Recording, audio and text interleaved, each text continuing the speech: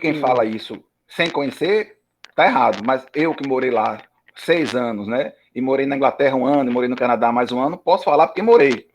Entendeu? Não tô falando da boca para fora, não. Pode reforçar, entendeu, entendeu? professor? O que já existe aqui, entendeu? Não, o que eu acho errado é dizer que o baiano é preguiçoso. Com certeza. Mas que o baiano leva essa questão de estudo menos a sério que outros locais, isso eu tenho certeza absoluta. Né? Pronto, que o brasileiro leva menos que o chinês, pronto. Vocês não viram aquele vídeo, o cara falando, não? Que o chinês, o cara fecha a lavanderia dele, meia-noite está o filhinho dele estudando? Pronto. Você acha que o brasileiro, em média, leva tão a sério quanto o chinês o estudo? Em média, não. Então, pronto, a comparação é a mesma. O paulista leva muito mais a sério o estudo que o baiano. Eu só acho ruim as generalizações, mas tudo bem, professor. Eu entendo o que o senhor está falando. Respeito sua opinião também. Não, eu tô assim, como eu falei, eu tô até me dando ao trabalho de gastar parte da aula e chamar atenção para vocês disso aí. Entendeu? Porque, assim, porque, não sei se foi você, alguém falou, porque trabalha. Eu tô avisando. Trabalho no IFBA não é desculpa para o aluno não estudar. Nenhum professor leva isso em conta. Entendeu? Não leva isso em conta. Não leva. Ele dá assunto e pronto. E acabou, igual a UFBA, igual a Unicamp, igual a qualquer faculdade pública. Em faculdade particular que você vê isso. Como o aluno paga, aí tem que facilitar para o aluno, porque ele paga, e aí não sei o que e tal. E eu posso falar isso que eu dei 12 anos de faculdade particular também. Não é de alguém da boca para fora, não. Eu tenho experiência privada, eu tenho 12 anos de fora, não chega a 12, não, 8 anos fora, desculpe, e tenho 16 de IFBA. Né? Mas vamos lá. Ô, professor, antes de você iniciar a aula, eu só queria dizer, porque no grupo só mandou a relação, né, de novo, e aí eu fui verificar de novo a relação, só que a minha equipe já tinha informado o nosso time. Não, mas é isso que eu falei, Emily. Não se preocupe com o tema, não. Porque, assim, até... Aí eu posso colocar a culpa a gente pode colocar a culpa na aula virtual. Em geral, como vocês apresentam esse seminário para a turma, a gente faz aquela coisa de não ter tema repetido, para a plateia não assistir duas equipes falando sobre o mesmo tema. Sim. Mas no caso, como vocês vão gravar e mandar para mim, não tem problema.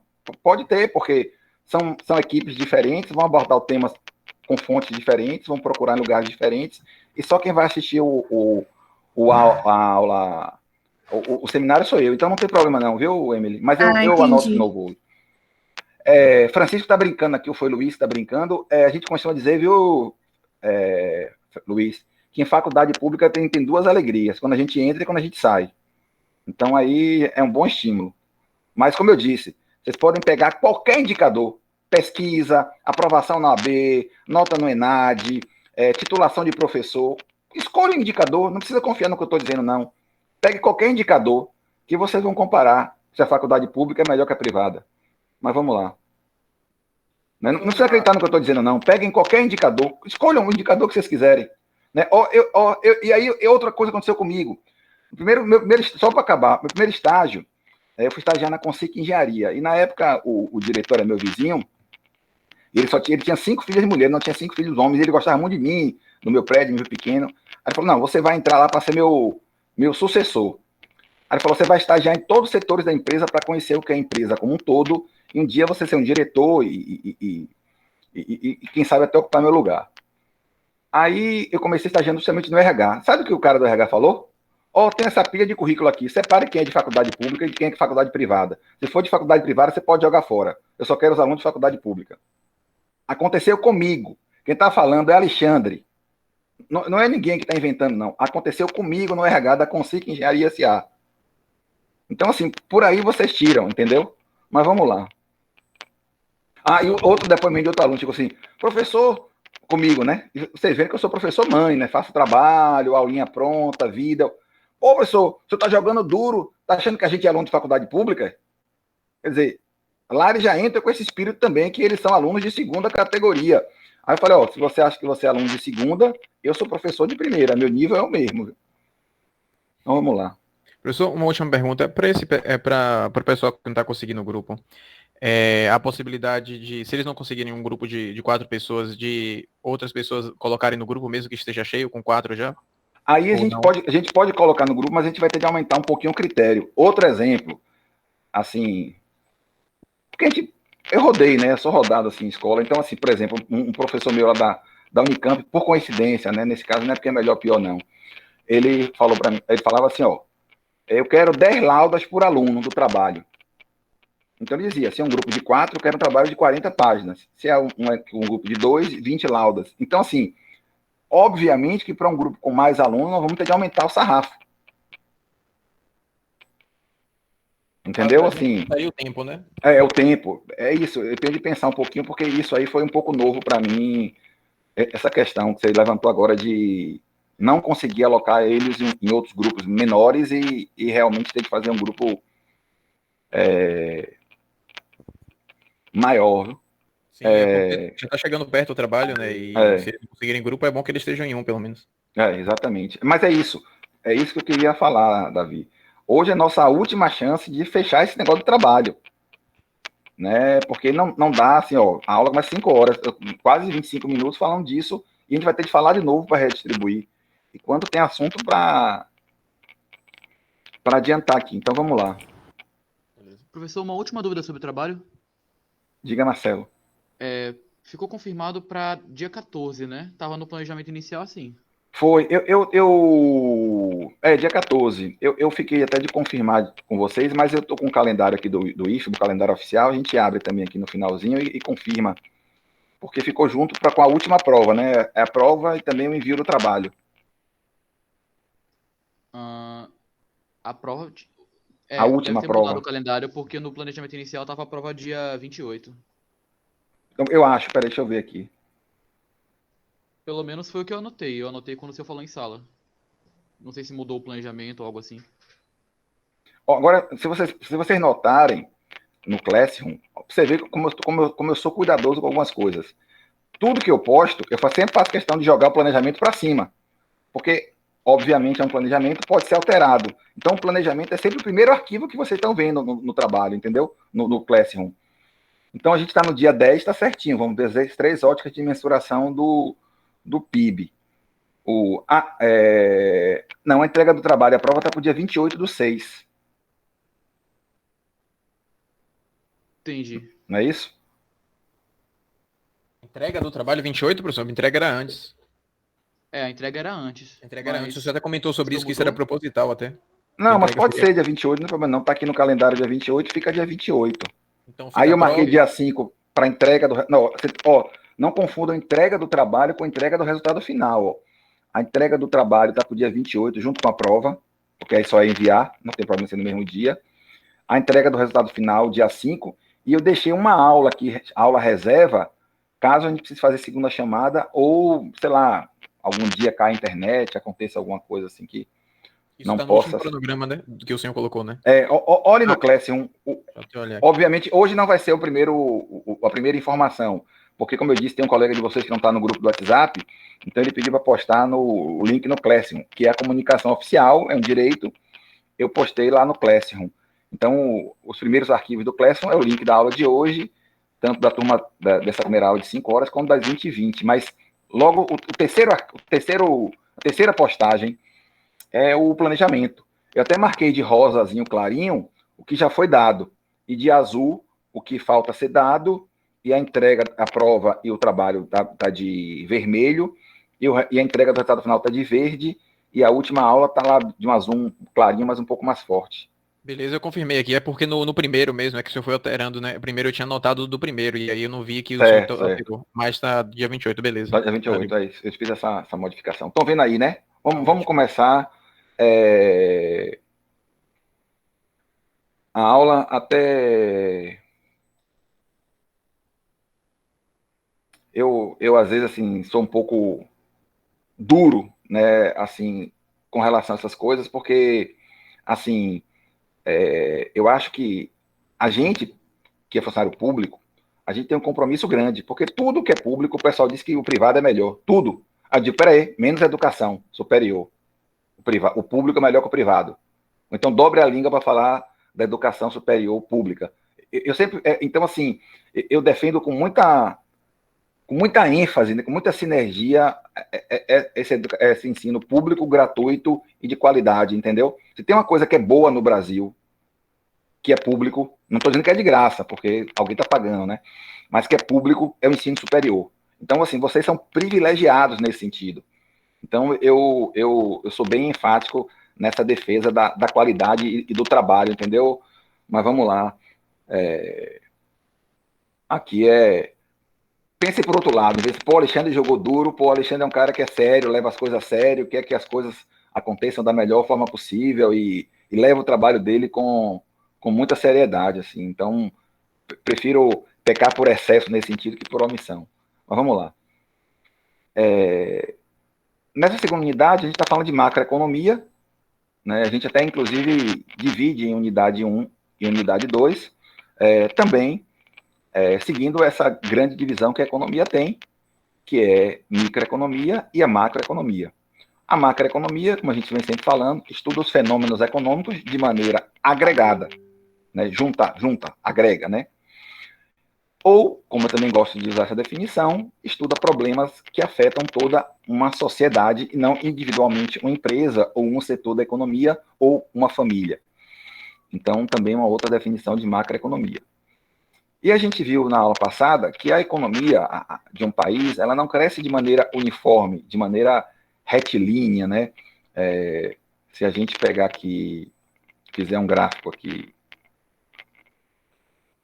colocar aqui o PIB, digamos, em dólar, em um país qualquer, e o tempo, a gente vai ver que o PIB não cresce numa curva retilínea, ela cresce em ciclos econômicos. E um desses ciclos econômicos, um dos pedaços desse ciclo, que é a fase de estagnação, depressão da economia, em 30 foi muito grande. E sozinho, a economia não conseguia se autorregular e sair desse ciclo de decrescimento da economia. Então, em 30, um economista chamado John Maynard Keynes, ele vai, digamos assim, recriar a macroeconomia, né? Então, essa nova macroeconomia, ela ressurge com o objetivo de tirar a economia americana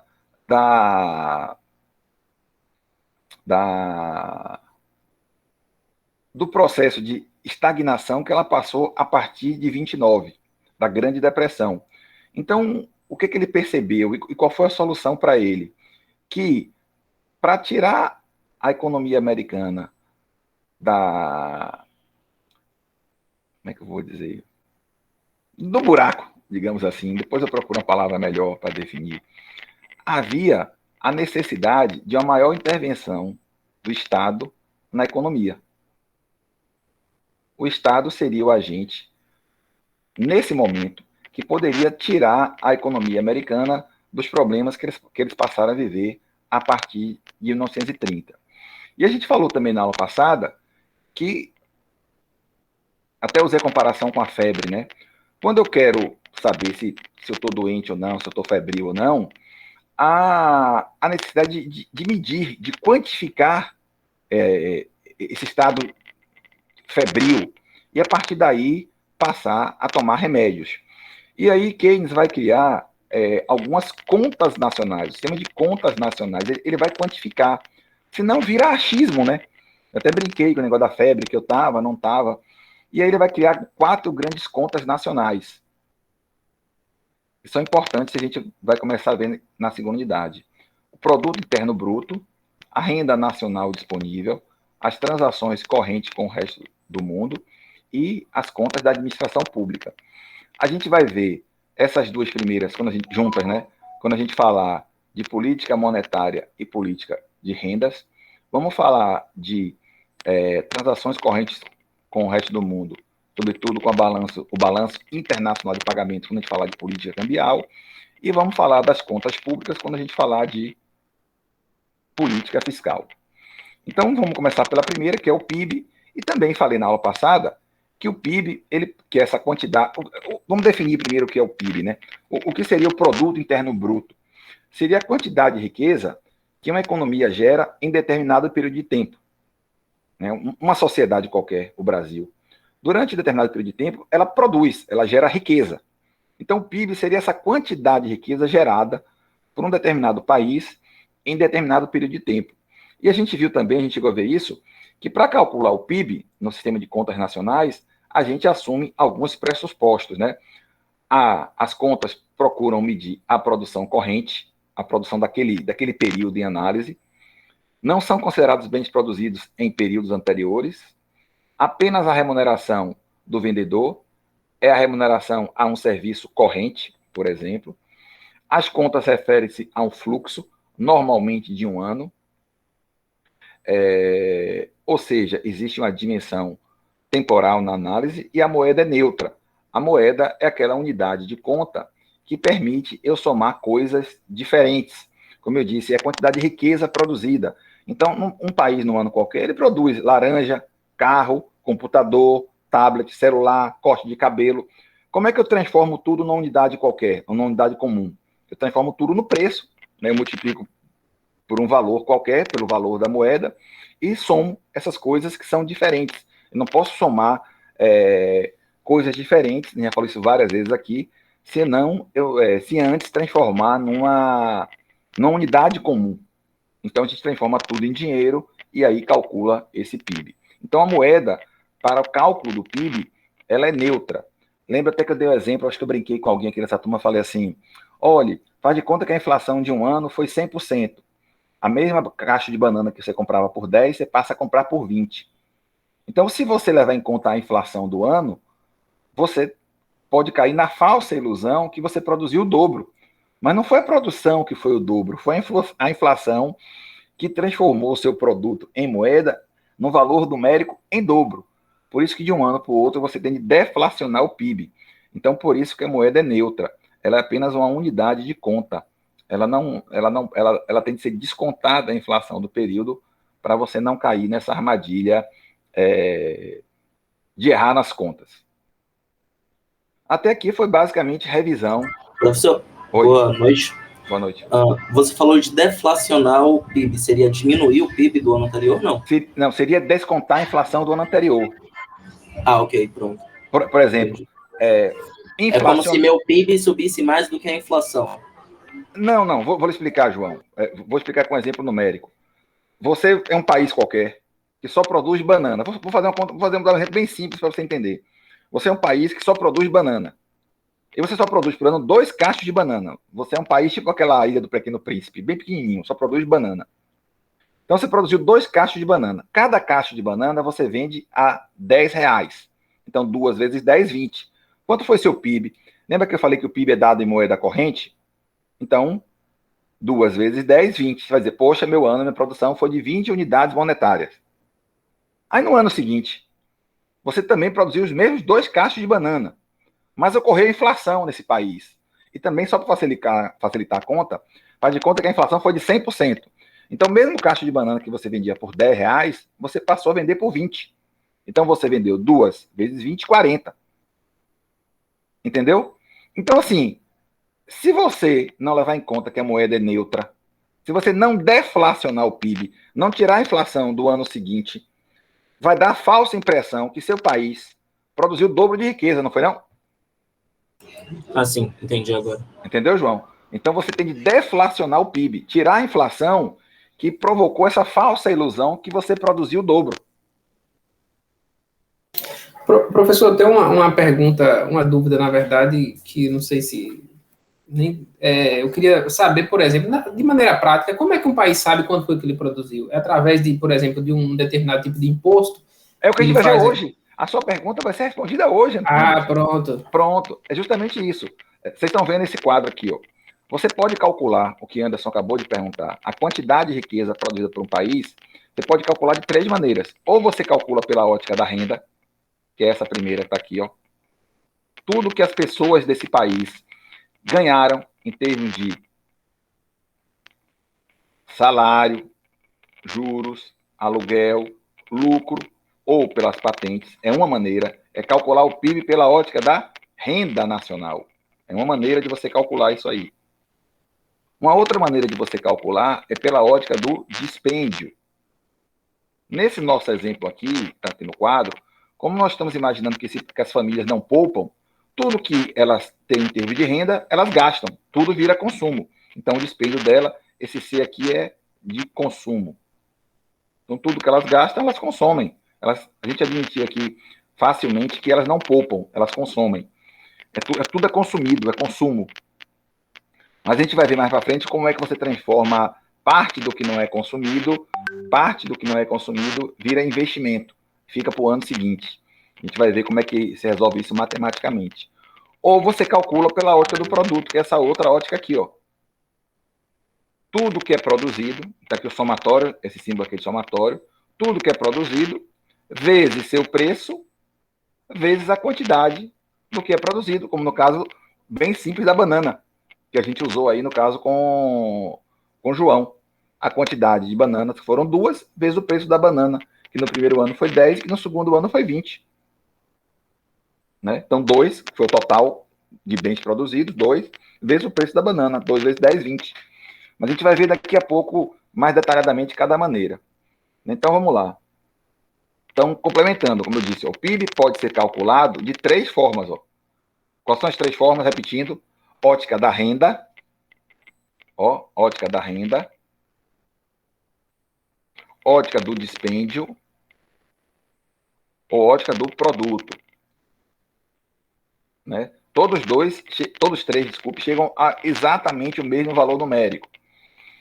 Então, ó, pela ótica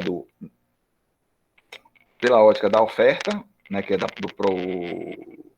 produto, né, da produção, pela ótica da demanda ou pela ótica do rendimento, que é a mesma coisa que a ótica da renda.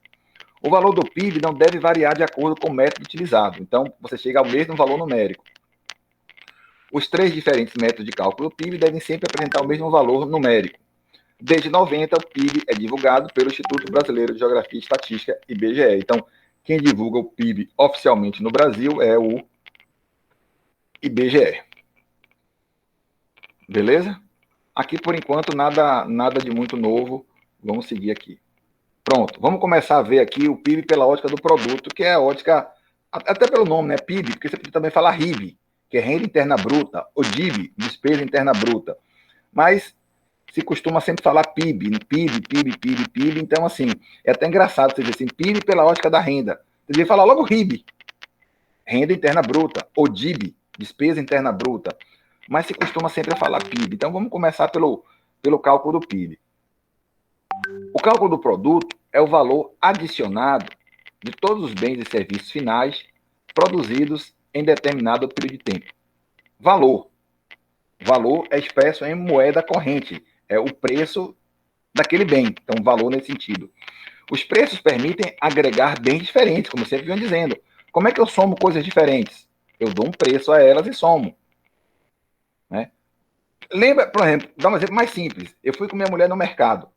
Quanto é que eu sei que eu gastei? Aparece na nota fiscal, até aparece, né? Mas quando eu quero saber quanto eu gastei, eu vou lá no final. Mas tem lá itens diferentes. Como é que eu somo itens diferentes ao final dessa compra? Então, a ideia é a mesma. Eu somo tudo e chego a um cálculo final. Então, é calculado em forma de moeda. Né? Então, vamos lá. Bens e serviços finais. O que são bens e serviços finais? A gente vai entender daqui a pouco.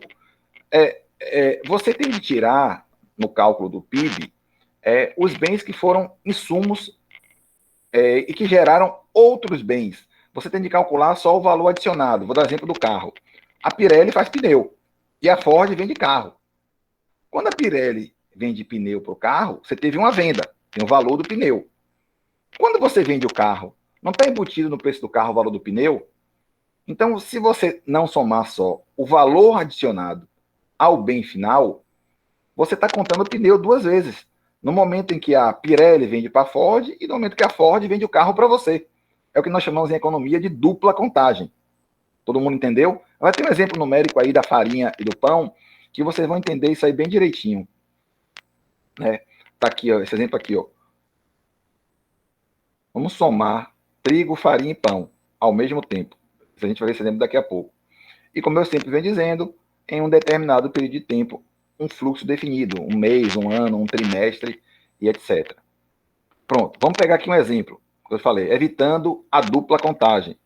Né? Vamos lembrar do caso do pneu, e aí eu trouxe um exemplo bem práticozinho para a gente calcular o PIB de uma economia qualquer, admitindo que nessa economia a gente só produz 3 bens: trigo, farinha e pão. Eu só produzo 3 bens nessa economia. Assim como eu usei o caso da banana para explicar João, né, eu fiz uma abstração para explicar o que eu queria, eu também vou fazer uma abstração. Esse meu país só tem 3 produtos: trigo, farinha e pão. Então tá aqui, ó, receita pelas vendas brutas. Quando o cara lá da fazenda vendeu trigo, ele vendeu por 100 mil reais trigo, para o pessoal que transformava trigo em farinha. O cara que fez farinha revendeu para as fábricas de pão 400 mil reais em farinha. E, por sua vez, as padarias venderam aí para os vários consumidores, né? Para os vários consumidores, 1 milhão em pão. 1 milhão em pão. Então, como é que eu chego a esse valor? Porque senão eu estaria contando trigo e farinha 2 vezes. Ó, quando eu produzi trigo, eu não usei insumo nenhum. Ó, eu não tive bens intermediários nenhum, 0. Ó, 100. Quando o trigo saiu para a farinha, ele vendeu por 400. Mas ele já tinha pego, emprestado, digamos assim, do trigo 100 mil. Então ele só agregou de valor 300 mil. E o pão, ó, ele vendeu por 1 milhão, mas ele já tinha comprado 400 mil aqui da fábrica de farinhas. Então ele agregou 600 mil. Então, vocês viram que eu fiz aqui? Quando eu calculo, esqueça isso aqui, que aqui pela ótica do dispêndio. O que eu fiz aqui? Quando eu somei aqui, ó, eu abati o valor adicionado, o que eles adicionaram, ó, A menos B. E só somei o que cada indústria agregou ao valor, para justamente evitar a dupla contagem. Ou seja, nessa minha economia, o produto total foi de 1.000 unidades monetárias, R$1.000, 1 milhão de reais, 1 milhão de unidades monetárias, e assim por diante. Ó. Eu só estou levando em conta o valor agregado, e não o valor total de cada bem. Porque se eu somasse aqui 100 com 400, 500 mil, com mais 1 milhão, 1 milhão e 500. Eu estaria justamente fazendo o que eu não quero, que é essa dupla contagem. Todo mundo entendeu o exemplo? Do cálculo do PIB pela ótica da produção, o que cada um foi produzindo e o que cada um foi agregando de valor ao produto final? Beleza, João. Eu vou repetir aqui o exemplo. Ó, eu peguei aquele exemplo e joguei aqui fora daquele gráfico. Ó. Até botei essas setinhas mais claras. Ó. Quais são as receitas pelas vendas? Né? Valor bruto da produção: 100, 400 e 1.000. Ó, o valor bruto da produção. Qual foram as compras intermediárias, que eu até botei A menos B? 0, 100 e 400. Então, 100 mais 300 mais 600 vai dar 1.000, né, ou 1 milhão de unidades monetárias. Ó, aí eu botei, ó, renda paga pelo setor de trigo aos fatores de produção, renda paga pelo setor farinha aos fatores de produção que veio lá das casas de farinha, e renda paga pelo setor panificação aos setores da produção aqui na venda de pão.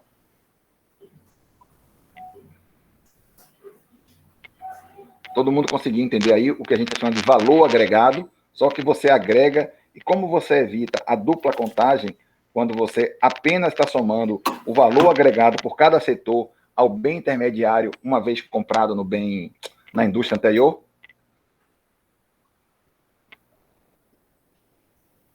Então, a gente está calculando o PIB aqui, ó, pela ótica da produção.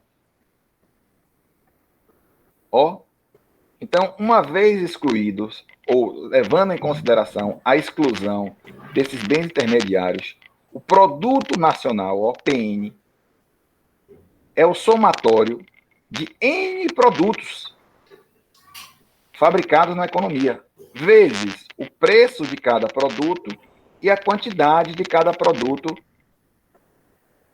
nessa economia. Então, vamos dizer, é o preço das sacas de café vezes a quantidade de sacas de café, mais, aí imagine aí qualquer produto que vocês queiram, mais o preço do fogão vezes a quantidade de fogão vendida. E o preço do bilhete de metrô, que é um serviço, eu fiz questão de botar aqui, ó, aqui é um produto que veio do setor primário, aqui fogão já é um bem processado, industrializado, e aqui é um serviço. Então, o preço do bilhete de metrô vezes a quantidade de viagens que esse metrô, de bilhetes que esse bilhete gerou de viagens. Então, ó, quando eu calculo o PIB pela ótica do produto, e eu cheguei a comentar na aula passada, e pela ótica da renda e pela ótica do dispêndio, eu tenho um tipo de informação. Eu até comparei que era como você ir para o aeroporto pela orla ou ir pela paralela. Entendeu? Então, cada caminho vai lhe trazer um tipo de informação. Então, cada cálculo do PIB vai lhe dar um tipo de informação. Então, quando você calcula o PIB pela ótica do produto, você tem uma noção de quanto cada setor primário, secundário e terciário estão contribuindo para o seu PIB. Vou dar um exemplo. Com a pandemia, qual é o setor que vocês acham que vai mais cair esse ano? Ou esses anos de pandemia? Qual é o setor que está sendo mais prejudicado? Turismo, eventos. Sim, mas turismo e eventos, João e Francisco, estão dentro de que setor? Setor terciário. Terciário, exatamente, Daniel. Perfeito. Claro, a pandemia obriga que a gente fique em casa, então o setor de serviços é o setor que vai mais sofrer. Turismo, eventos, festas, corte de cabelo. Tem amigo meu que falou, só vou cortar o cabelo quando acabar a pandemia. Eu não, que eu tenho um rapaz que corta para mim, que ele vem aqui em casa, eu dou uma grana para ele extra. Mas, assim, o setor de serviços vai ser o setor que mais vai sofrer. Vou dar outro exemplo. Qual o setor da economia brasileira que tem mais crescido nos últimos anos?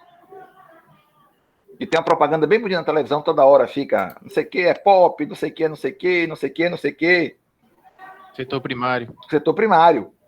Aí, o que é que isso sinaliza para você, Davi?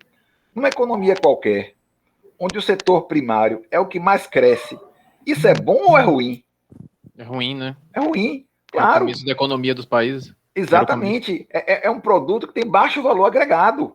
Então, assim, quando eu vejo essa propaganda do agronegócio na televisão, eu fico de cabelo arrepiado, porque é como se o Brasil voltasse a ter um país primário exportador de bens primários. O Brasil volta a ser um fazendão. O ideal, né, é que esse setor aqui, ele em geral, como é que eu vou explicar? O setor industrial, ele já foi o mais forte, mas no processo de desenvolvimento, ele deixou de ser o mais forte, porque é o que nós chamamos de desemprego tecnológico, né? Ele atinge um nível tal, dentro da proporção do PIB, que ele começa a perder espaço para o setor terciário. Nos países mais desenvolvidos, vocês vão ver que o maior setor da economia é o setor terciário. Eles tendem a ter um crescimento maior do setor de serviços. É uma tendência. Se você pegar o PIB das maiores economias do mundo, você vai ver que o setor terciário é o maior setor de qualquer economia, das economias mais desenvolvidas, quer dizer. Então, assim, vocês entenderam porque é importante calcular o PIB pela ótica do produto? Eu tenho noção na minha economia quais são os setores que estão crescendo mais e que eu devo fomentar setores que eu quero que cresça numa política minha de desenvolvimento. Lembra que eu falei que macroeconomia, em alguns livros, em alguns lugares, também é chamada de economia política. Então, claro, se você tem um governo que não pensa como eu e Davi pensamos, que o setor primário, quando ele cresce muito, isso é uma luz vermelha para a economia, ele não está se importando muito com isso. Deixa, né? Inclusive vai ser apoiado pela bancada ruralista, entendeu? Quando você tem um governo que entende, não, eu preciso fomentar o setor industrial, ou o bom não é vender soja, não, o bom é vender iPhone. O bom não é vender bloco de granito, não. O bom é vender computador. O bom não é vender ferro, minério de ferro, não. O bom é vender avião, como a Embraer vendeu, né? O Tucano, o Brasil tinha tecnologia, ou tem até hoje, mais avançada naquele tipo de avião que o pessoal usa para treinamento de piloto. E até parece que o Ciro Gomes até fala isso na entrevista. O Brasil vai ter, está terminando, ou vai ter tecnologia há pouco tempo de fazer um dos maiores cargueiros do mundo. Só quem tem tecnologia de fazer cargueiro grande assim parece que é a Rússia e do tamanho, né? A Rússia e os Estados Unidos. Então o Brasil parece que vai entrar nesse mercado também. Então, assim, ou já fez, é isso. Então, assim, então, como estou dizendo, se um governo não enxerga que isso é ruim, não tem problema, né? Como até um colega botou aqui, o agro é pop, né? E aí vai, né? Mas para um país com a maior área cultivada do planeta, o ideal é desenvolver a economia como forma de renda. Assim,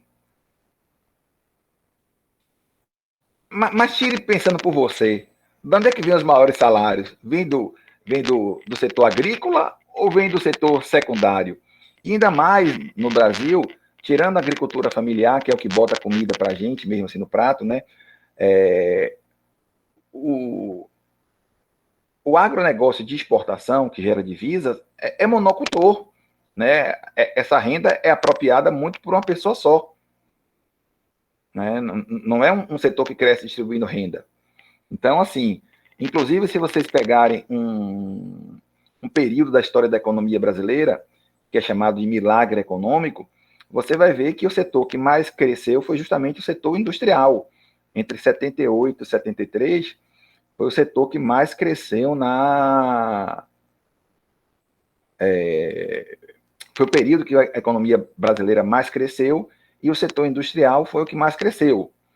Então, assim, o ideal é que esse crescimento do PIB venha atrelado a um setor que agregue mais valor ao produto, né? Assim, e não agregue pouco valor ao produto. Eu estou falando com vocês, estou vendo se eu acho aqui E quando a gente fala de tecnologia também, eu vi outro dia uma informação que eu não sabia, porque quando você vê essa questão da propaganda do agrotech e tal, né, você acha que está um setor muito forte, muito desenvolvido, até na parte de tecnologia, mas eu vi o pessoal dizendo que a produção de alface foi prejudicada porque eles compram a semente da China para fazer. Então, quer dizer, nem nessa parte da tecnologia, porque é transgênica, essas coisas assim já melhoradas geneticamente e tal, quer dizer que o Brasil ainda tem que exportar dos outros a semente para poder... Eu fico um pouco, assim, com medo do Brasil voltar a ser um fazendão, entendeu? Assim, uma cultura, um país que só produza bens primários, entendeu? Meu medo é um pouco esse. Como eu sempre digo, o ideal é que um país agregue valor. Então, tudo bem, você quer produzir soja, produza soja, não tem problema. Mas não precisa exportar soja in natura. Transforma em óleo de soja. Você quer produzir café? Torre, moa, embale a vácuo e venda. É isso que é o ideal, é você agregar valor. E a distribuição de renda, professor, é algo que impacta também, né? Vendo que os grandes produtores nesse setor, eles têm uma produção altamente mecanizada, né? Então não emprega tanto como outros setores da economia, né? Então já é outro problema. Apareceu para vocês um outro gráfico aí, ou eu tenho que compartilhar de novo? Apareceu, pronto, aí, ó. Esse quadro aqui que eu uso em economia brasileira, que eu dou um semestre sim, um semestre não, no curso de administração, que lá é optativo, né? Então, eu botei aqui, ó, economia brasileira ao longo do tempo. Então, eu coloquei, aqui é uma régua de tempo, onde eu dei em 2014 essa matéria, ou que eu achei que foi 2014, mas eu dei esse mais passado também. Mas vamos lá. Então, você teve, ó, de 1500 até 1930, ó, essa barrinha vermelha, o que nós chamamos de modelo primário exportador. Então, eu estou com medo de o Brasil voltar isso aqui, ó. E aí, com destaque para o pau-brasil, cana-de-açúcar e café, né? Foram os 3 ciclos, né? Ciclo do pau-brasil, ciclo da cana-de-açúcar e ciclo do café. De 30 até mais ou menos 1970, nós tivemos o que nós chamamos de modelo de substituição de importação ou processo de substituição de importação. Foi onde o Brasil consolidou seu parque industrial, né? Deixou de ser um país onde o setor primário era o mais forte e passou-se ao setor primário.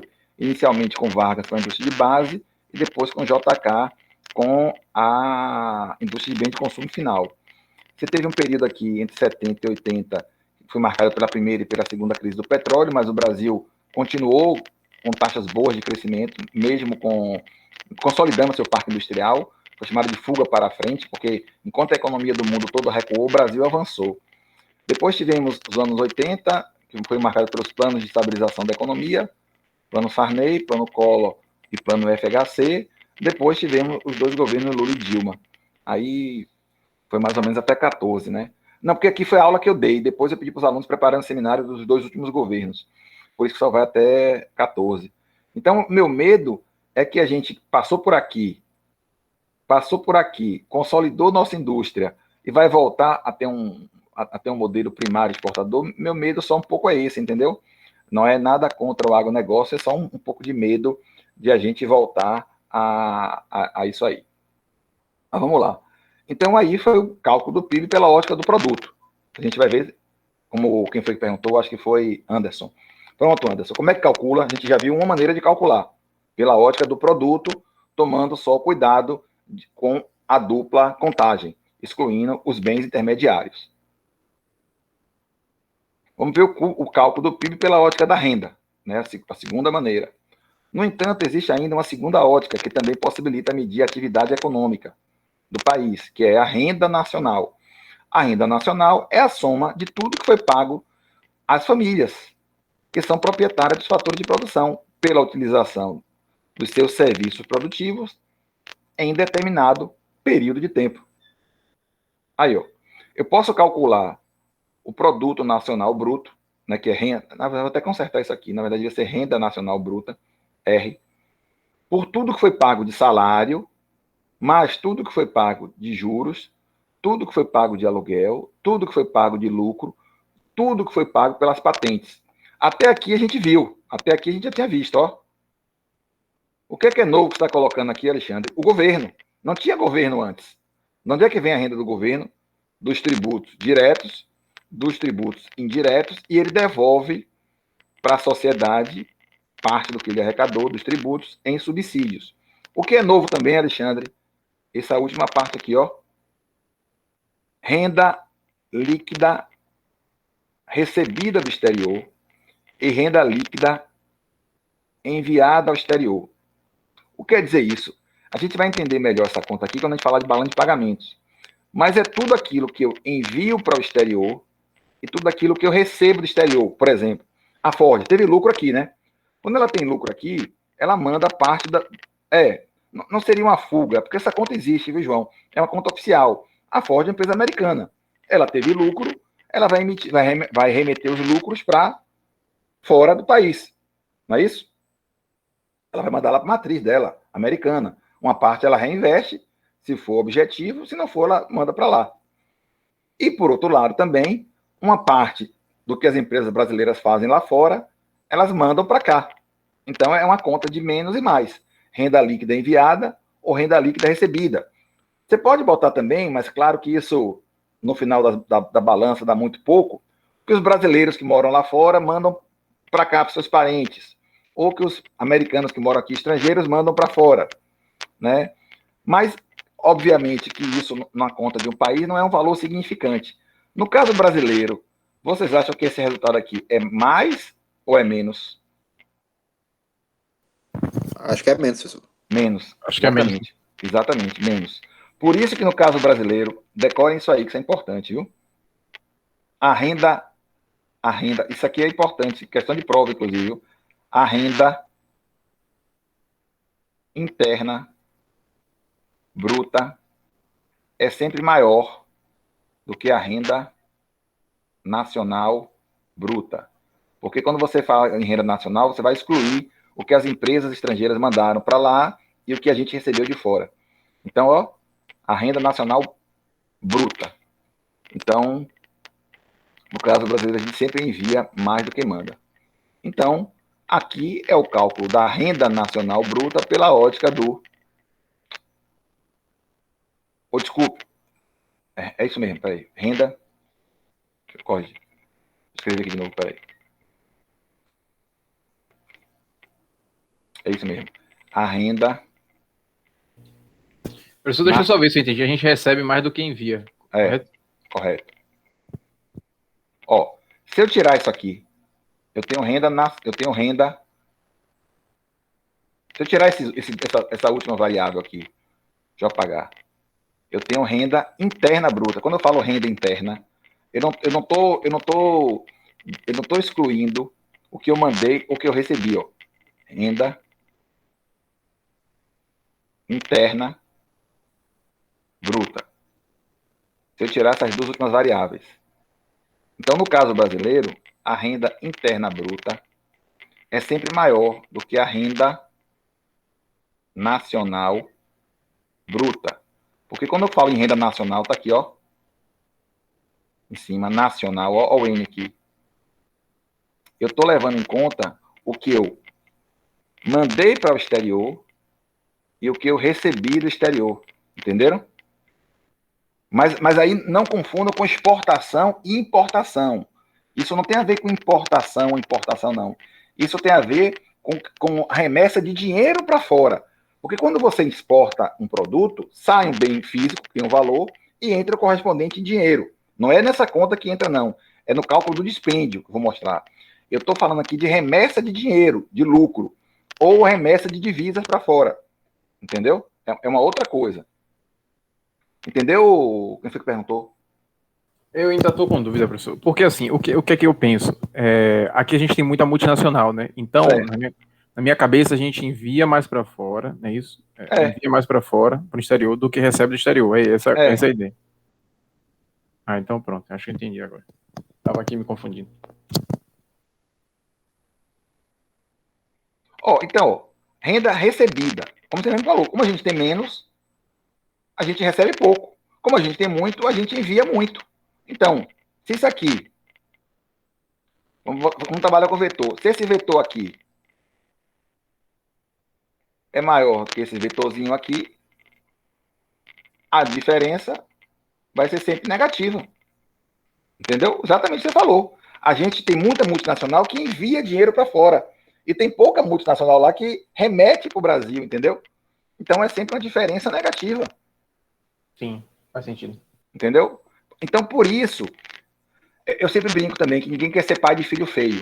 Então, por exemplo, quando você vê uma reportagem americana falando da economia americana, você vai ver que eles vão sempre trabalhar com esse conceito aqui, de renda nacional bruta. Por quê? Porque, no caso deles, a renda nacional, a diferença é positiva. Então, eles trabalham sempre com esse número aqui.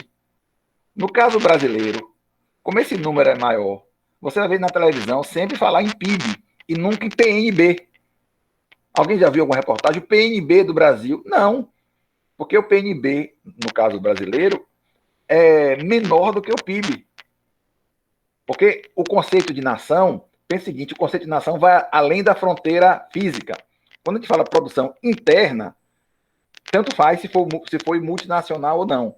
Quando a gente fala de produção nacional, aí eu tenho que levar em conta o que foi enviado e o que foi recebido. Entendeu, David? Entendi, professor. Pronto, beleza. Claro. Pronto. Então, a gente calculou o PIB aqui pela ótica o PIB pela ótica da renda, que é a renda nacional bruta. Né? A gente colocou duas variáveis que não tinham aparecido ainda para a gente, que foi o governo, G, e o setor externo, a renda enviada e a renda recebida. Até aqui a gente já estava craque. A gente sabia, já tinha visto várias vezes, que o preço de qualquer produto, o preço de qualquer produto que a gente vai no mercado comprar, preço, é o somatório do que a empresa pagou de juros, se ela tomou dinheiro emprestado, de salário dos funcionários, a patente, se eu estou usando uma patente quero abrir uma filial do Hiperideal, a patente Hiperideal não é minha, tem que pagar. Mais o que ele pagou de aluguel e mais o lucro que eu quero ter, porque eu sou capitalista. Então tá aqui, o preço de qualquer produto é o somatório. Isso aqui a gente já estava careca de saber, ó. Já viu várias vezes, ó. Salário, juros, lucros, aluguéis e patentes. O que foi novo foi o governo e foi o setor externo. Então aqui a gente calculou o PIB pela ótica da renda. O que os agentes econômicos receberam em termos de renda. Beleza? Professor, tem como repetir essa parte? Tributos diretos e indiretos subsídios seria o quê? É o que o governo cobra de imposto, os impostos. Eu só diferenciei porque a gente vai ver que existem dois tipos de tributos. O que são tributos diretos? São aqueles tributos que incidem diretamente sobre sua renda ou sobre seu patrimônio. Quais são os dois mais conhecidos? Se não me engano, quiçá até os dois únicos. O chamado imposto de renda, IR, e o IPTU, que incide sobre o valor da sua casa. IPTU, também tem, acho que o ITE, o Imposto Territorial Rural também, que é sobre o valor de sua propriedade, e o IPVA, que é em cima do valor do seu carro. São os 4 mais conhecidos. E quais são os impostos diretos? Indiretos? Todos os outros. ICMS, IPI, e etc, etc, etc, sobre o valor do produto. Eu só fiz diferenciar, mas você pode chamar tudo de impostos, se for o caso. Onde é que vem a renda do Estado? A gente está calculando o PIB pela ótica da renda. Onde é que vem a renda do governo? Dos tributos.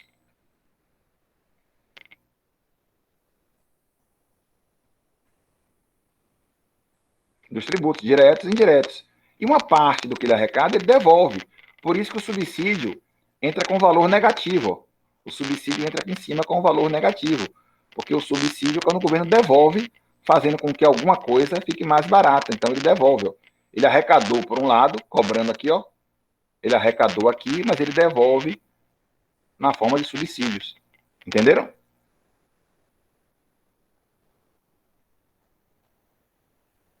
Entendeu aí quem perguntou? Eu não gravei o nome na hora.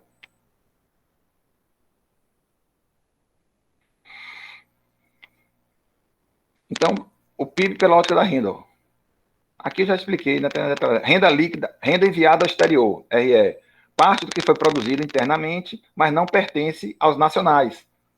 Ou seja, eu tenho de mandar para fora. A remuneração dos fatores de produção utilizados lá fora. Renda recebida do exterior é o que eu recebo do exterior. Então, no Brasil, como eu falei, a renda enviada ao exterior é sempre maior do que a renda recebida. Por isso que essa diferença aqui é sempre negativa. Isso aqui eu expliquei mesmo antes de mostrar o slide. Beleza?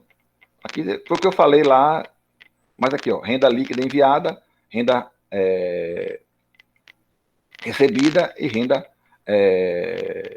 enviada, RE, renda recebida, RR. No Brasil, essa questão aqui é sempre, a renda enviada é sempre maior do que a renda recebida. Então, por isso que é sempre negativo aqui nessa equação aqui, ó. A gente vai ver que entra como mais aqui, mas no caso brasileiro, essa diferença aqui é sempre negativa. Todo mundo entendeu? Sim. Vamos lá. Calculando o PIB pela ótica do dispêndio. Dispêndio seria o gasto. O que é que você gasta, aquilo que você ganha. A gente viu, ó. A gente ganha salário, na forma de salário, forma de juros, forma de lucro, forma de aluguéis e forma de patentes. E o Estado, ó, arrecada na forma de tributos e a renda líquida recebida, a renda líquida enviada. Então, a gente vai ver aqui tudo que a gente gasta o dinheiro. A produção de riqueza de uma nação também pode ser medida pela ótica das despesas realizadas pelos agentes econômicos, ou seja, consumidores, empresas, governos e o setor externo. O que foi comprado com a renda que você teve? O que foi comprado? Assim, a despesa nacional é o valor das despesas dos vários agentes na compra de bens e serviços finais, mais as poupanças, que a gente, isso aqui também é novo, a gente não tinha visto ainda, mais as poupanças que foram realizadas, que a gente vai ver que é igual a investimento, mais a variação de estoque também, isso aqui é novo, mais a exportação e as exportações e menos as importações, aqui está errado. Aqui é importações. Importações. Ó, exportações são as compras que os estrangeiros fazem dos nossos produtos. Né? E Exportação são as compras estrangeiras dos nossos bens e serviços. São gastos do setor externo com as nossas empresas. E a importação, a gente está mandando renda para fora. São as aquisições de bens no exterior e é parte da renda que vaza, que vai para fora do país. A gente está gastando com produtos vindo de fora. Como é que isso fica na equação? Então, aqui, ó. Aqui eu também podia chamar de DIB, né? Como eu falei, despesa interna bruta. O que é a despesa interna bruta? O que é o DIB? O consumo da gente, o consumo privado, estou chamando de C. Lembra que a economia agrega? Eu estou agregando todos nós. Tudo que eu ganho, eu consumo. Nayara consome, Davi consome, Marcelo consome, todo mundo consome. Aí eu estou somando, lembra que a economia, a palavra é agregar, que Guilherme consome, então, tudo que nós, agentes privados, ganhamos, a gente consome uma parte. Tudo que o governo arrecadou de impostos, nós estamos chamando de gasto de governo, aqui, ó. Mais o investimento, a gente vai ver daqui a pouco, como é que eu faço para igualar investimento a variação de estoque e poupança. Daqui a pouco eu vou explicar melhor esse investimento.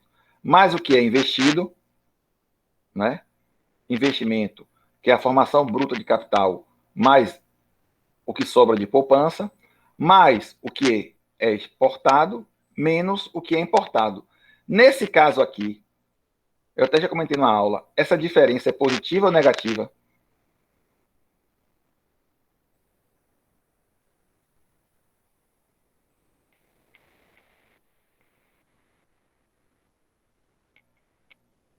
O Brasil é um país que exporta mais ou importa mais? Exporta. Então aqui é positivo. Exatamente, Nayara. Pronto. Exatamente, Marcelo. Aqui é positivo. Pronto. É isso que eu queria explicar para vocês. Ó. Algumas observações importantes e com relação a esses dois itens aqui. Eu vou até apagar para não confundir a cabeça de vocês. Que é com relação a esses dois aqui. Ó. Eu vou explicar melhor esses dois aqui agora que eu falei para vocês que eu ia pular. Que é o investimento e a variação de estoque. Né? Nesse nosso exemplo aqui, simples, nós assumimos que tudo que a pessoa ganha, ela consome. Mas o mundo real não é verdade. Parte do que ela consome, ela poupa, ela guarda, save. Parte do que ela poupa vai para o banco. O que é que o banco faz com parte do dinheiro que ele recebe das pessoas que pouparam, que guardaram? Ele faz o que com isso? Ele empresta. Então, parte do que ele emprestou, João, outras pessoas vão consumir de novo, né? Não é isso? Não vira consumo de novo? Isso. E parte, ele junta e empresta para as pessoas fazerem, ó,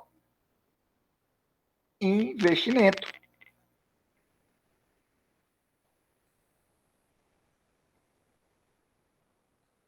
Dá um exemplo de poupança.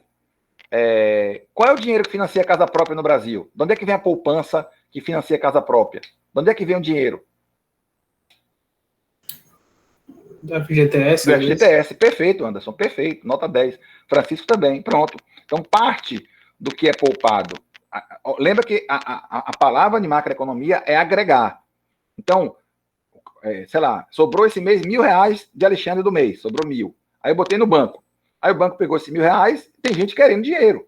Tem gente que gasta mais do que ganha, tem gente que gasta menos do que gasta, mas o banco recebeu R$1.000. Aí ele pegou 500 e devolveu para as pessoas que gastam mais do que ganham, virou consumo de novo, tá aqui, ó, virou consumo de novo. E parte do dinheiro ele guardou e emprestou para as empresas, microempresas, que querem abrir algum negócio qualquer. Dá um exemplo, eu não tenho FGTS, porque funcionário público não é FGTS, mas Anderson, que trabalha, Anderson ganha 1.000, o patrão dele lá desconta 8% e recolhe de FGTS. Essa poupança do FGTS não vira consumo de ninguém, vira só poupança, vira só investimento para a construção civil. Então, lembra, a gente está falando de agregado. Então, parte do que não é consumido, ou vira consumo de novo, ou vira investimento. Beleza. E de onde é que veio isso aqui, Alexandre? Essa variação de estoque, esse VST. Por exemplo, eu sou a Ford, eu produzi 1.000 carros. 1.000 carros. Mas eu só vendi 800. Lembra que eu falei que você mede a produção num fluxo constante? Então, eu produzi 1.000, mas só vendi 800. O que é que eu faço com esses 200 que eu não vendi? Entra no PIB como variação de estoque. Ou seja, entra como essa variação de estoque aqui, ó. Nem foi consumo, porque não foi vendido, e nem foi investimento. Essa variação de estoque aqui. Tudo aquilo que não é produzido e é vendido vira variação de estoque. Alguns livros, eles só colocam I, porque eles já pressupõem que a pessoa saiba que é o investimento mesmo, mais a própria variação de estoque. Entendeu? Então, toda a poupança vira investimento e variação de estoque. Eles simplificam. Mas, ó, o que não é consumido aqui, ou vira consumo de novo aqui mesmo, ou vira investimento, e o que não é consumido, o que não é vendido, vira variação de estoque aqui, ó, veste, variação de estoques. Todo mundo entendeu como é que calcula o PIB pela ótica da despesa? É uma equação. O importante é entender esses conceitos. Mas essa variação de estoque aí da equação em cima é o mesmo que está embaixo? O investimento é igual a... É isso. I que eu estou chamando é a formação bruta de capital fixo. É o que não foi, é o que voltou para... Dentro dos R$1.000, é os 500 que não virou consumo. É esse I aqui, ó. É investimento. E a variação de estoque foi o que foi produzido, mas não foi vendido. Toda empresa, tudo que ela produz, ela vende de um ano para o outro. Ah, entendi. É porque tem dois I aí que tá. Esse I do investimento. Não, é porque é o seguinte: tem livro que ele bota junto. Ele diz que investimento é a formação bruta mais a variação de estoque. E tem livro que separa, entendeu? Entendi. Todo mundo entendeu? Tem livro que, quando você vai ver lá o investimento, ele já bota isso aqui como se fosse uma coisa só.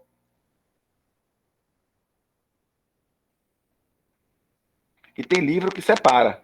Coloca, inclusive, assim, um triângulozinho, que você sabe que triângulo é o símbolo de variação e é de estoque.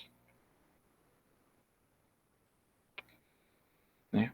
Então, aqui, ó, aqui eu fiz algumas observações. Ó. A variação de estoque aqui, ó, representa a diferença entre o valor dos estoques de mercadorias em poder das empresas, aquilo que eu falei, o que é produzido, mas não é vendido, ao final de um período. O valor do estoque ao final de um período e o valor desse estoque ao final do período imediatamente anterior.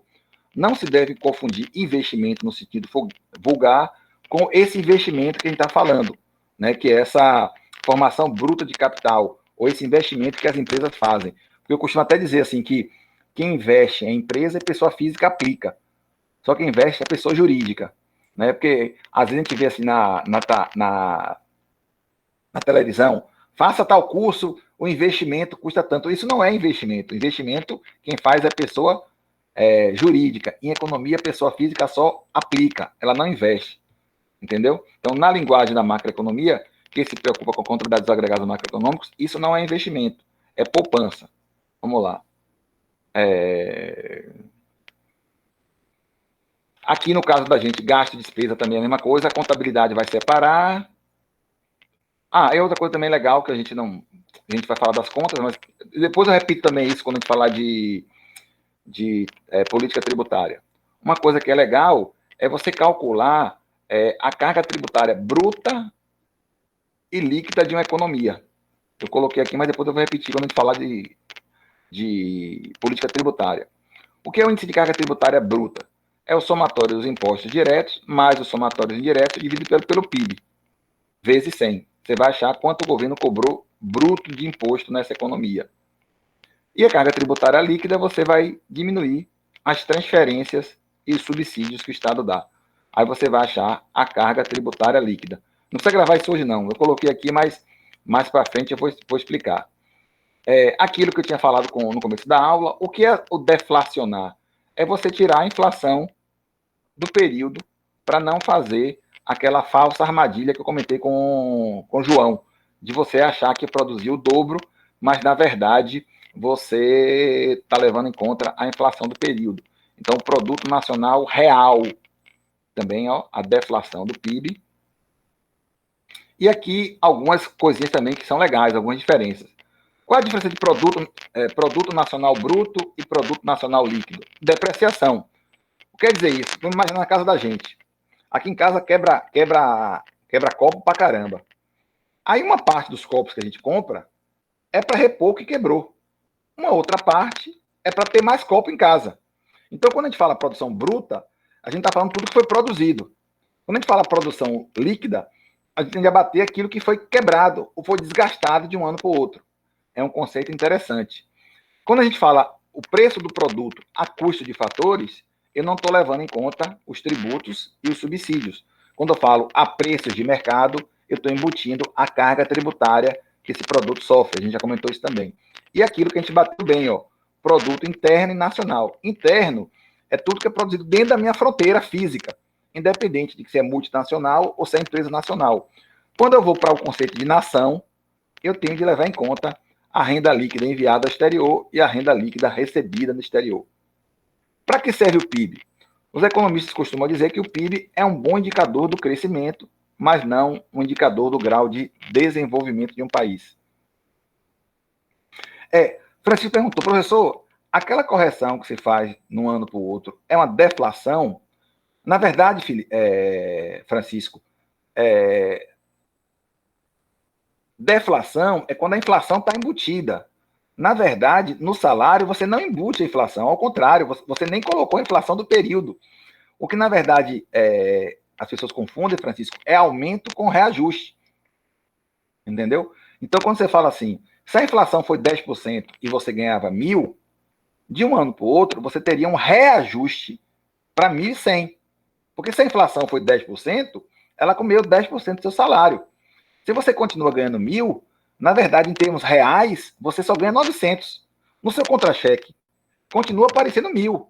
Mas, na prática, seu poder de compra caiu 10%. Quanto é 10% de 1.000? 100. 1.000 menos 100, 900. Hoje, seu poder de compra é R$900, não é mais 1.000. Então, você teria de fazer um reajuste do salário em 10%. Então, isso é reajuste. Então, seu salário, se era 1.000, teria de subir para 1.100. Aí você vai dizer, professor, eu quero aumento. Aí ele teria de subir acima de 10%, subir, por exemplo, 12%, 13%, 14%. Aí tem o que a gente costuma falar de aumento real.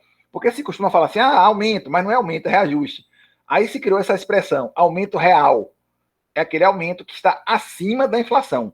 Aí é aumento real de renda. Entendeu? Então, o trabalhador só tem aumento real quando ele tem aumentos acima da inflação. O que quer dizer isso? O PIB é um bom indicador de crescimento, mas não é um bom indicador de desenvolvimento. Porque o PIB é uma conta simples. É como se eu chegasse aqui na sala e dissesse assim, tem 30 pessoas e o peso médio aqui da sala é 500 quilos. Eu vou dividir pelo número de alunos. Em média, eu vou achar o peso de cada um. Aí eu posso dizer, a sala tem uma tendência à obesidade, ou a sala está no peso, como o PIB faz. Né? Mas ela não vai dizer quem é de cada um que está no peso ideal ou não. Então, quando você olha o PIB mais atentamente, ele não é um indicador tão bom assim, porque ele não lhe dá essa noção de desenvolvimento econômico. O PIB per capita, vocês já viram isso, deve ter caído até no vestibular, é a divisão do PIB pela população. Tranquilo também isso. E como eu falei, para que serve o PIB? As três formas de calcular o PIB, como a gente vem comentando aqui na aula, serve para que o Estado, coloque o dedo na economia. O Estado faça políticas macroeconômicas. E o PIB também serve para a gente poder comparar as economias.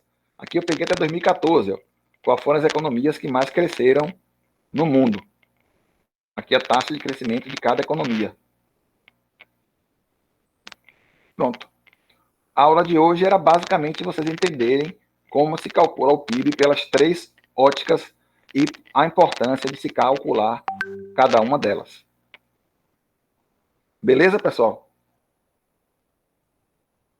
Beleza.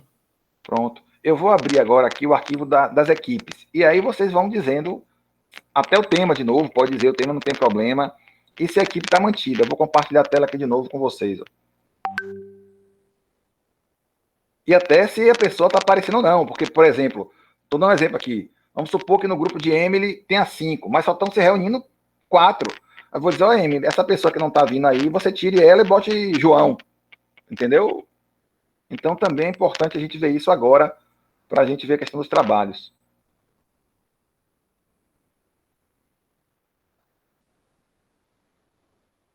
Carregou para vocês? Carregou. Carregou. Pronto. Ó, o grupo 1, Cláudio Zicre, Luiz Fernando, Marcelo Caldas e Juan Vinícius. Tá certo esse grupo aí? Mantido. O Já tem tema, Marcelo? Tema? Sim. Pode falar, Marcelo. Bancos digitais.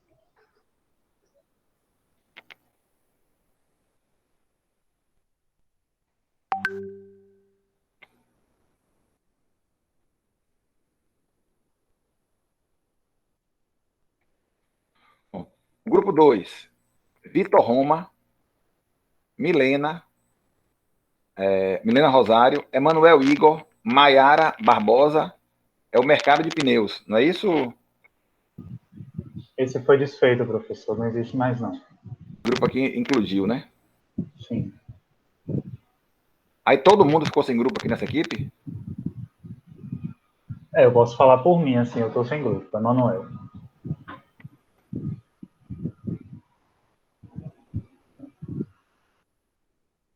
Um, dois, três, quatro. 1, 2, 3. Vai. Ó, esse grupo aqui de cima está com 4. Posso colocar Emanuel aqui? E aí ficaria com 5, ficaria naquele... Não, melhor deixar pro final, né? Porque depois tem mais gente sem grupo, forma outro grupo para Emanuel. Pera aí. Desse grupo, só quem está aqui na sala é Emanuel, é?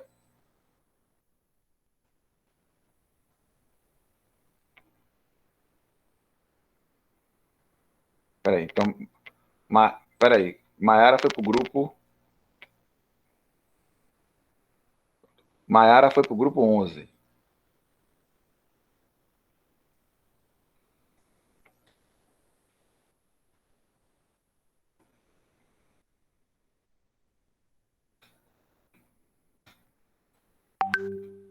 Maiara tá aqui, tá resolvido então já a vida de Maiara.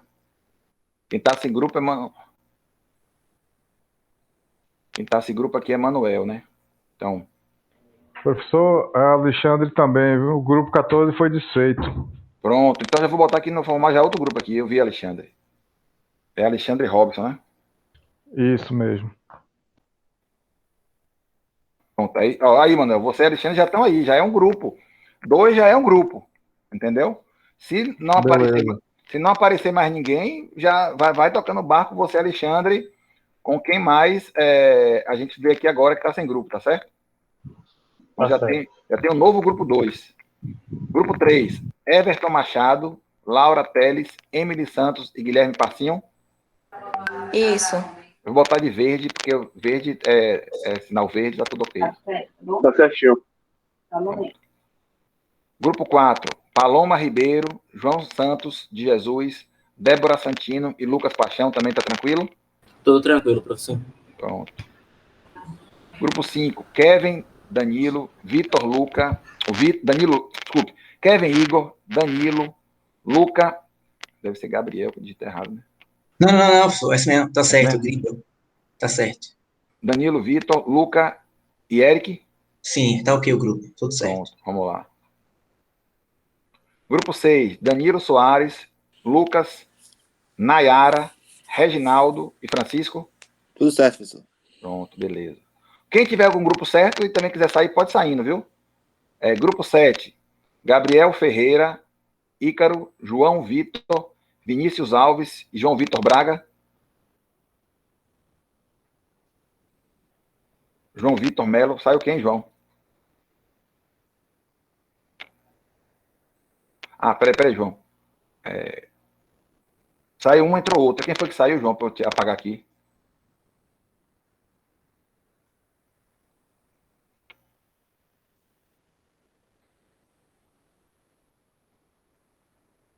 João Vitor? Vou deixar aqui em vermelho ainda, viu, João? Que você não me falou quem foi que saiu, quem foi que entrou. Tem de ver como é que ficou a sua equipe depois. Grupo 8, José Belmiro, Luiz Gabriel, Lucas Silva e Marcos Jorge. Tá tranquilo esse grupo?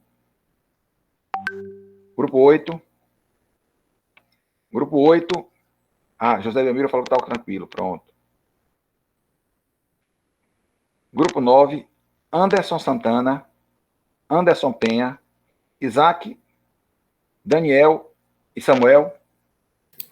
Tá ok, professor? João Vitor Melo, deixa eu ver aqui, João. É turismo, né? Mas falta você me dizer a pessoa que saiu que entrou, viu, João? Grupo 10, Davi Soares, Davi Silva, Guilherme Meirelles, João Gabriel. O tema é serviço de streaming. Tá certo esse grupo? Tudo certo, professor. Beleza. Tudo de boa. Pronto. Quem está com o grupo certo também pode ir saindo. Grupo 11, José Hermógenes, Rafael Gavaza, Stephanie de Oliveira, Suzane Santos e Maiara Barbosa. Professor Rafael saiu e entrou Maiara. Rafael saiu. Pronto, vou pagar aqui do Rafael.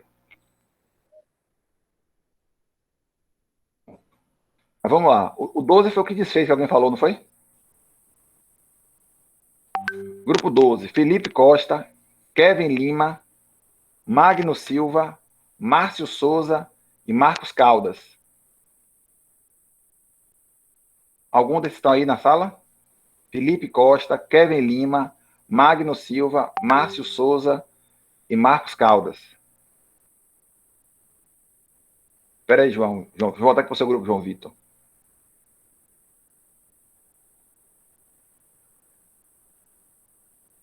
Saiu Vinícius, entrou Vitor Roma.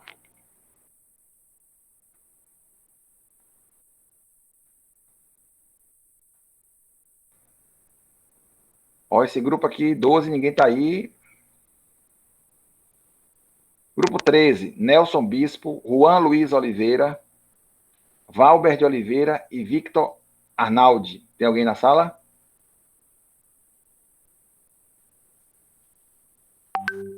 Alexandre já pegou aquele grupo com...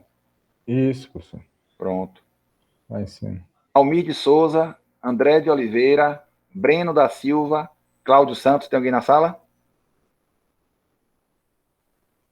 Grupo 15, Davi Pita, Emerson da Silva, Gerson de Figueiredo, Isael de Oliveira, João Paulo dos Santos e Patrícia Faustino. Patrícia falou comigo, ela acha que ela está sem grupo, falou comigo no privado. Tem alguém desse grupo aí, do grupo 15?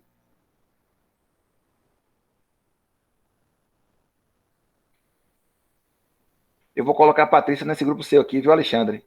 E vou colocar o telefone dela para você falar com ela, porque ela me falou no privado. Eu mando mensagem para ela. Aí você fala com ela. Patrícia Certo. Faustino. Deixa eu olhar aqui que eu já lhe digo. Ela falou comigo que estava sem grupo, mas não ia poder ir para aula de hoje.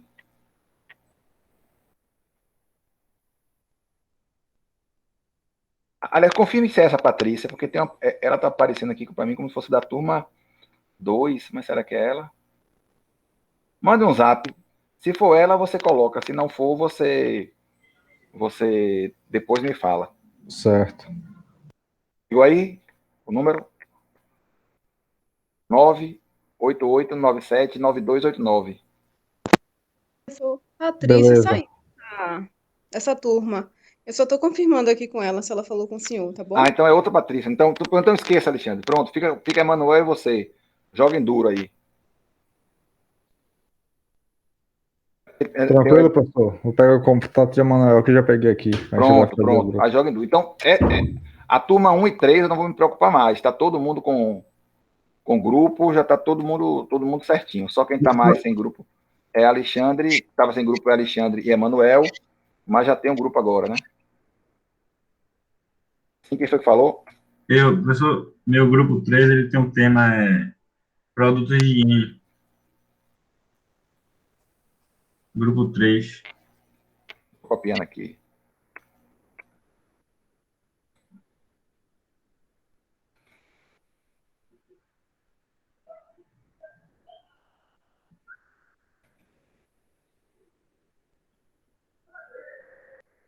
Pronto.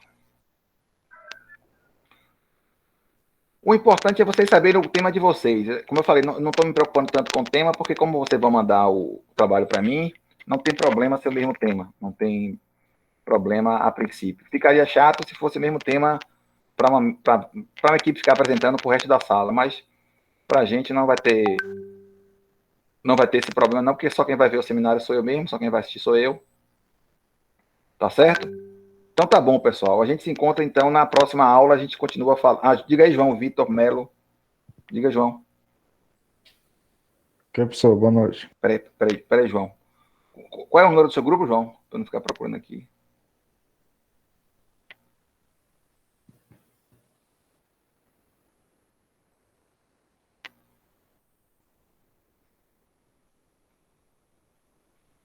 João, qual é o número do seu grupo, João? Você não sabe não? Porque estou vendo aqui.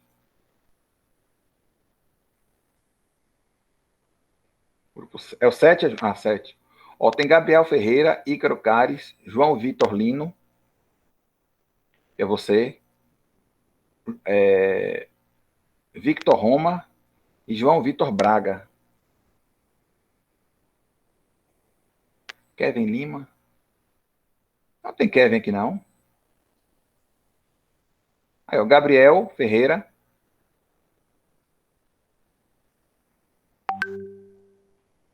Mas veja bem, João, o seu grupo é esse aqui. Tá Gabriel Ferreira, Ícaro Caires, você, João Vitor Lino, Victor Roma e João Vitor Braga. Não tá mais esse... Ah, 7, não, deixa, o que tá valendo é esse aqui, o grupo 7.